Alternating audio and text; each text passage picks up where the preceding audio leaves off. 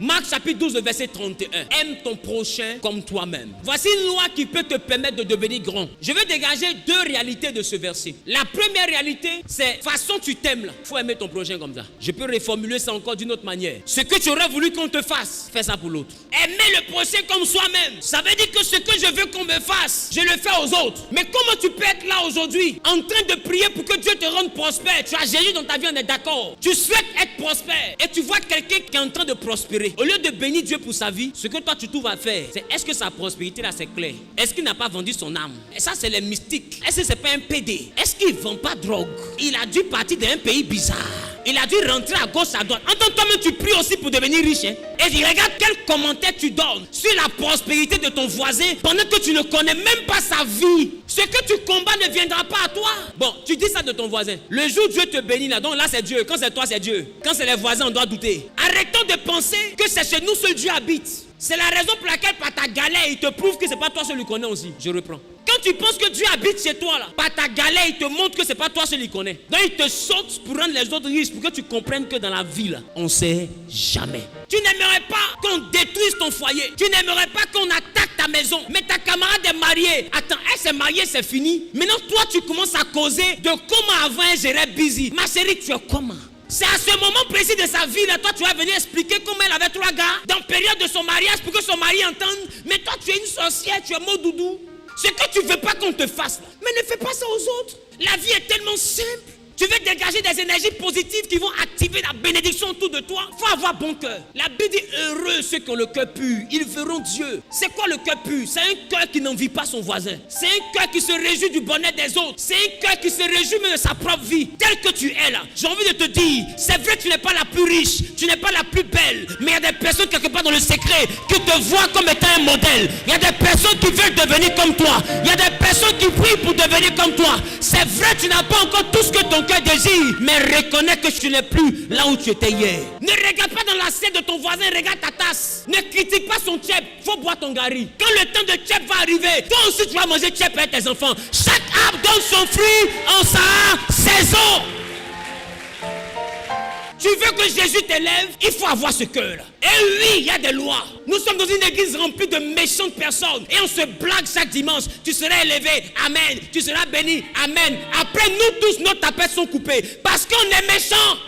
Tu vois les chrétiens, de toute façon il veut qu'on l'aide là. Quand quelqu'un vient te demander de l'aide, tu dis attends, je vais prier avant. Ma chérie, l'argent qui est dans ta poche, ça demande de prier avant de sortir. C'est juste de la méchanceté que tu déguises dans la spiritualité. Aujourd'hui le chrétien est devenu trop méchant. Le chrétien est devenu trop méchant. Il peut t'aider hein, mais il rentre en esprit.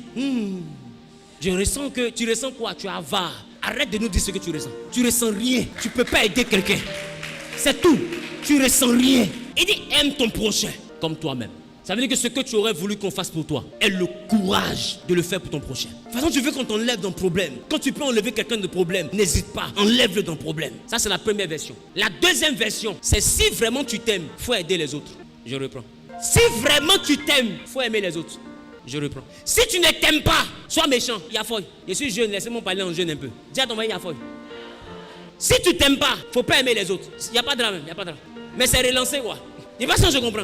Parce que tu veux, tu ne veux pas. Quand le jour se couche, là, c'est la nuit qui s'élève. C'est pour dire que le bonheur ne va pas toujours habiter chez toi. Il y a un jour où la température va changer. Il y a un jour où les choses vont se renverser. Il y a un jour comme ça. Si vraiment tu t'aimes là, il faut être bien avec les gens. Parce que quand ça a changé, de toute façon tu étais mauvaise là. C'est comme ça, tout le monde va t'attendre au tournant. Et j'ai envie de te dire, quand tu es galère, tu tournes beaucoup. À chaque tournant, il y a quelqu'un qui t'attend. Tu vas rendre témoignage de ça. Il y a des gens qui ont été sauvés dans la crise post-électorale parce que ces personnes aimaient l'homme. Dis-moi que c'est vous. Mes propres parents, pendant qu'on brûlait les commissariats, mes parents sortent. Ils font du bien aux jeunes, les jeunes musulmans et autres. Ils font du bien. Pendant que mon père était un acteur politique. Quand les gens commençaient à brûler les commissariats, la maison de mon père était collée à un commissariat. Les gens sont arrivés, ils disent non, ça là c'est chez Esaü. C'est un homme politique qui fait une réunion ici de LMP. Voilà, casser le portail. C'est les jeunes du quartier, les jeunes d'Oula, qui sont rentrés dans la maison devant les gens qui disent hé, cet homme là, même s'il est LMP, mais c'est notre papa, il n'a jamais fait de mal à quelqu'un ici. Si vous voulez brûler sa maison, c'est qu'on va se tuer ici.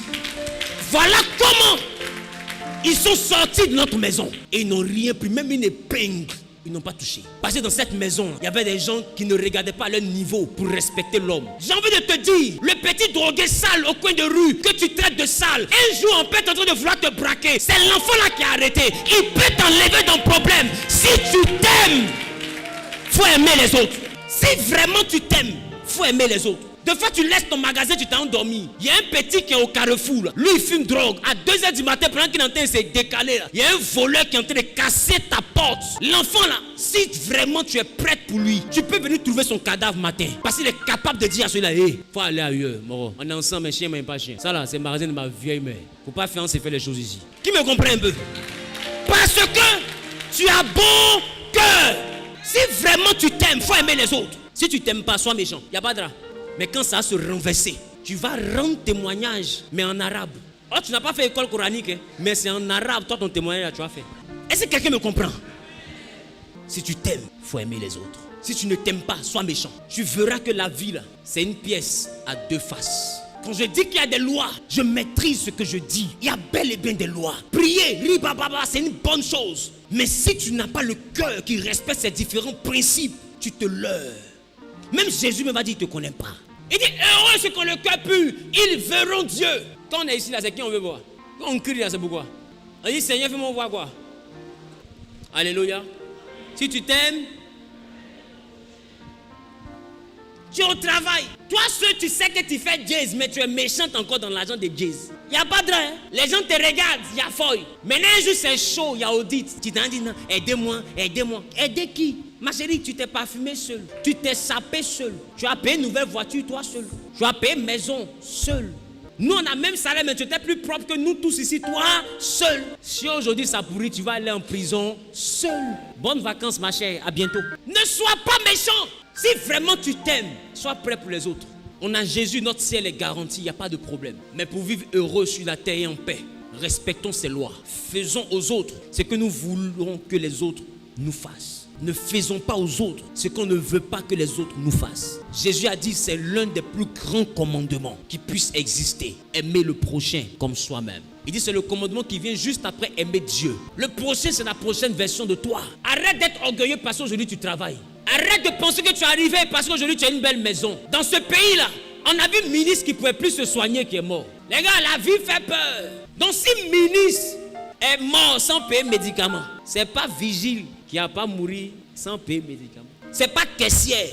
Arrête d'être orgueilleux. Aimer le prochain, c'est comprendre que ton prochain, comme le dit le mot prochain, c'est la prochaine version de toi. Ne pense pas que celui qui te demande service est un mendiant. Il te demande service pour que Dieu t'épargne du manque. La Bible dit que Dieu est celui qui donne la semence au semeur. Ça veut dire qu'aussi longtemps que tu as un cœur pour s'aimer, lui dispose dans ta vie la semence. Donc aussi longtemps que tu as une main pour aider, lui dispose dans ta vie ce qu'il te faut avoir pour aider. Donc ça veut dire que quand tu as bon cœur, Dieu est obligé de pouvoir ta vie parce qu'il sait que tu en as besoin pour que ton cœur puisse toujours être bon. Pour que tu aies toujours de la bonté, tu ne dois jamais être dans le manque. N'hésitez pas quand vous pouvez faire du bien. Ça ne sert à rien de prier si on n'a pas le cœur qui peut aider. Libère ton cœur de toutes les difficultés que tu as traversées. Je prie que Dieu te libère au nom de Jésus. Celui qui se lève plus vite qui dit Amen bien, propriétaire de cette parole. Quelqu'un dit je reçois. Quelqu'un dit je reçois. Quelqu'un dit je reçois. Au nom de Jésus.